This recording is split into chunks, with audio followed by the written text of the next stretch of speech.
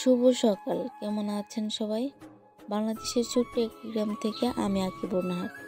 কাছে এবং দূরে, দেশ এবং দেশের বাইরে যে যেখান থেকে এই মুহূর্তে আমার ভিডিওটি দেখছেন, আশা করি আল্লাহর রহমতে সবাই অনেক ভালো আছেন, সুস্থ আছেন এবং নিরাপদে আছেন। আলহামদুলিল্লাহ, আমিও আমার পরিবার পরিজনকে নিয়ে ভালো আছি। আবারও হাজির হয়ে গিয়েছি নতুন আরেকটি ভিডিও নিয়ে। আশা করি আজকের ভিডিওটি আপনাদের ভালো লাগবে।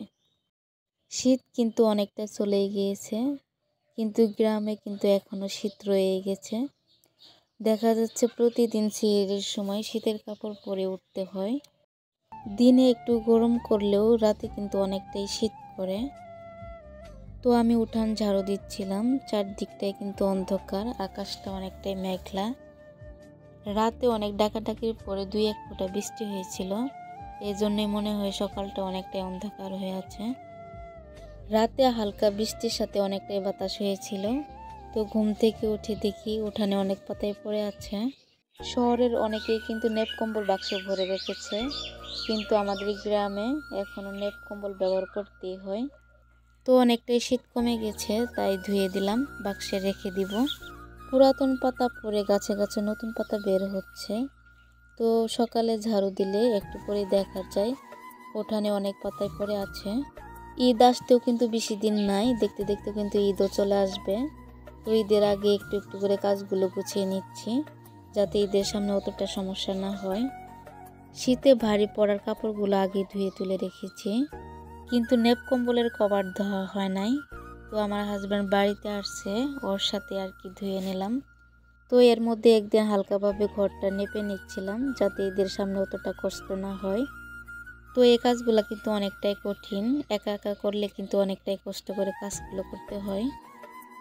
তো রাফিদের বাবা এখন বাড়িতেই, এখন থেকে একটু একটু করে কাজ করে নিচ্ছি, যাতে ঈদের আগে তারা ঘোড়ায় না পড়তে হয়। ভিডিও দেখতে দেখতে যদি এ পর্যন্ত চলে আসেন, প্লিজ একটি লাইক দিয়ে ভিডিওটি কন্টিনিউ করবেন। আর যদি আপনি নতুন ভিজিট করে থাকেন, তো আমার ভিডিওর কোথাও কোনো অংশ আপনাদের কাছে একটু যদি ভালো লাগে, তাহলে অবশ্যই চ্যানেলটি সাবস্ক্রাইব করে পাশেই থেকে যাবেন। রমজানের সকালে রান্নাবান্নার ঝামেলা থাকে না, তো সকাল থেকে কাজ শুরু করলে অনেকগুলো কাজই কিন্তু শেষ করা যায়। এই কাজগুলো কিন্তু আমি একদিনই করি না, প্রতিদিন যেটুকু করতে পারি সেটুকু করে নেই, বাদবাকি অন্যদিন করে নিব। সামনে যেহেতু ঈদকে সামনে রেখে এই কাজগুলো গুছিয়ে নিতে হবে। তো একটা একটা করে গাছ গুছিয়ে নিচ্ছি, একদম ডিপ ক্লিনিং করে নিব। এখন থেকেই যদি ঘরের জিনিসপত্র একটু একটু করে ডিপ ক্লিনিং করে নেই, পরে অতটা সমস্যা হবে না, পরে একটু হালকা ক্লিনিং করে নিলেই হবে। দেখতে দেখতে অনেক রোজাই চলে গেল, অল্প কিছুদিনই আছে ঈদের। তো অল্প কিছুদিনের মধ্যে অনেক কাজই গুছিয়ে নিতে হবে। তো আমি কিন্তু অনেক কাজই গুছিয়ে নিতে পেরেছি আলহামদুলিল্লাহ। তো ঈদের আগে আমার কিন্তু ঘুরতে যাওয়ার প্ল্যানিং আছে, তাই এখন থেকে একটু একটু করে কাজ গুছিয়ে নিচ্ছি। তো রোজার আগে কিন্তু ঘর ঝেড়ে নিয়েছিলাম, অতটা ময়লা নাই, তারপরেও একটু ঝেড়ে নিলাম। মনে হয় ভিডিওটা অতটা সুন্দর হয় নাই, কারণ এক হাতে ফোন অন্য হাতে ঝাড়ু, এর জন্য একটু সমস্যা হয়েছিল। যাই হোক, একটু কষ্ট করে দেখে নেবেন। আর রোজার দিনে একটু ব্যস্তই থাকতে হয়, আর ব্যস্তর মধ্যে ভিডিও করা অনেকটাই কষ্ট। প্রতিদিনই কিন্তু সাধারণভাবে ক্লিনিং করাই হয়ে থাকে। তো এখন থেকেই যদি ডিপ ক্লিনিং করে রাখা যায়, তো ঈদের আগে হালকা পাতলাভাবে ক্লিনিং করলেই হয়ে যাবে। তবে ঈদের আগে থেকে ডিপ ক্লিনিং করা হলেই ভালো হয়, হয়তো দেখা যায় ঈদের আগে একটু ব্যস্ত থাকতে হয়। আর যদি ঈদের আগে বাবার বাড়ি চলে যায়, তো আমার ঘরে কিন্তু অত দামি জিনিসপত্র নাই, যা আছে তাই ওইভাবে আর কি সুন্দরভাবে ক্লিনিং করে নিচ্ছি। যদি বাবার বাড়ি যাই তাহলে তো ঈদের 2-1 দিন আগে যেতে হবে। তো এখন থেকে যদি একটু ভালোভাবে পরিষ্কার করে রাখি, তো যার আগে হালকা পাতলা করে নিলেই হয়ে যাবে। শোকেসের সব জিনিসপত্র নামিয়ে পরিষ্কার করে নিয়েছি আগে। কাচের সব জিনিসপত্র ধুয়ে তারপরে আবার রেখে দিয়েছি শোকেসে। কাচের সব জিনিসপত্র শোকেসের মধ্যে ভরে আবার একটু মুছে নিলাম, তারপরেও কিন্তু হালকা ময়লা ছিলই। যেখানে যেখানে ময়লা ছিল কাপড় পানিতে ভিজিয়ে সেখানে পরিষ্কার করে নিয়েছি সুন্দরভাবে। ঈদ মানেই খুশি আর ঈদ মানেই আনন্দ। তো ঈদের দিনে ঘুরতে যাওয়ার প্ল্যানিং থাকে সবারই কম বেশি। যদি বাবার বাড়ি বা কোথাও ঘুরতে যাওয়ার প্ল্যানিং থাকে তাহলে কিন্তু এখন থেকে কাজ করে নেওয়াই ভালো। তো মোটামুটি আমি কিন্তু অনেক কাজই করে নিলাম। তো কাজ শুরু করলে কিন্তু কাজ করতে ইচ্ছাই করে। কাজ শুরু করার আগেই যত ভয়। হালকা গরম পানিতে কাপড় ভিজিয়ে ফ্রিজ মুছে নিচ্ছিলাম প্রথমে, এখন শুকনো কাপড় দিয়ে মুছে নিচ্ছি। নেপানেপির কাজ আমি 2 দিন আগে থেকে করে নিয়েছি, আর এই কাজগুলো আমি কালকে করেছিলাম সকাল থেকেই।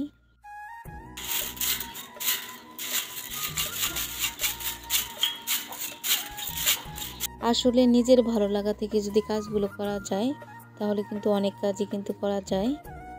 যেহেতু এই কাজগুলো আমি প্রতিদিনে হালকা পাতলা করে নিই, তো কাজগুলো করতে কিন্তু আমার অতটা কষ্ট হয় নাই, অনেকটাই কম সময়ে হয়ে গেছে। তো ভিডিওর এই পর্যায়ে এসে ছোট্ট একটা রিকোয়েস্ট, প্লিজ একটি লাইক দিয়ে সম্পূর্ণ ভিডিও দেখার অনুরোধ রইল। রাতে ধোয়া কাপড়গুলো গুছিয়ে নিলাম, যেগুলো প্রয়োজন সেগুলো বাইরে রেখে বাদবাকি বাক্সে রেখে দিলাম। আজ ইফতারির জন্য তেমন কিছু রান্না করতে হবে না, হালকা কিছু রান্না করে নিলেই হবে। তো বাজার থেকে জিলিপি বন্দিয়া কিনে নিয়ে আসছিল। মুড়ি মাখানোর জন্য একটু বুট ভুনা করে নিয়েছিলাম আর পেঁয়াজও ভেজে নিয়েছিলাম। তো এখন সেহরির জন্য একটু রান্না করে নিব। তো ভাজি করার জন্য পেঁয়াজ কাঁচামরিচ আর হলুদ দিয়ে দিলাম। ভাজি করা শেষ হলে এই কড়াতে বেগুন বড়া করে নিব। ইফতারি শেষ করে নামাজ পড়ে প্রতিদিনই কিন্তু আমি গাছে পানি দিয়ে আসি। গাছ থেকে ফল পাবো এই জন্য যে পানি দেয় তা কিন্তু না, বলতে পারেন এক প্রকার মায়ায় পড়ে কিন্তু আমি গাছগুলোতে পানি দিয়ে থাকি। তো রোজা থাকলে আমরা কিন্তু বুঝি আমাদের জন্য পানিটা কতটা দরকার, তেমনি গাছেরও কিন্তু পানির দরকার, তাদেরও তো জীবন আছে। তো কড়াইতে তেল দিয়ে একটু গরম হওয়ার পরে বেগুনগুলো দিয়ে দিলাম, একটু পরে ঢেকে দিব যাতে তাড়াতাড়ি সিদ্ধ হতে পারে। প্রতিদিনই কিন্তু ইফতারির সময় অনেকটাই ব্যস্ত থাকতে হয়, তো আমি ভুলে গিয়েছিলাম গাছে পানি দেওয়া। কী জন্য প্রয়োজনে গাছের ওখানে গিয়েছিলাম, তো দেখতে পেলাম গাছের অনেকটাই খারাপ অবস্থা, দেখে অনেকটাই খারাপ লেগেছিল। তো এরপরে কিন্তু আমি প্রতিদিনই পানি দিয়ে থাকি, তারপরেও দেখা যায় অনেকটাই শুকনো থাকে। আর এখন তো অতটা বৃষ্টি হয় না, তো একটু কষ্ট করলে কিন্তু আমাদের জন্যই ভালো। তো বাজার থেকে অতটা তরকারি কিনতে হবে না, বাড়ির গাছ থেকে হয়ে যাবে তরকারি। তো কথায় কথায় রান্নাগুলো শেষ করে নিলাম, এখন দুধ চুলার উপরে রেখে দিব, চুলার তাপে দুধ হয়ে যাবে। তো এখনো পর্যন্ত যদি আমার ভিডিওটি দেখে থাকেন তাহলে আপনাকে অসংখ্য ধন্যবাদ জানাই। তো দুধ চুলার উপরে রেখে কিন্তু আমি এদিকে ইফতারিগুলো বানিয়ে নিচ্ছি। আজ এখান থেকে বিদায় নেব, সবাই ভালো থাকবেন, সুস্থ থাকবেন এবং নিরাপদে থাকবেন, আমাদের জন্য দোয়া করবেন। আর আপনাদের প্রতি রইল আমার অনেক দোয়া। সবার সুস্থতা কামনা করে এই মুহূর্তে বিদায় নিচ্ছি, সবাইকে আল্লাহ হাফেজ।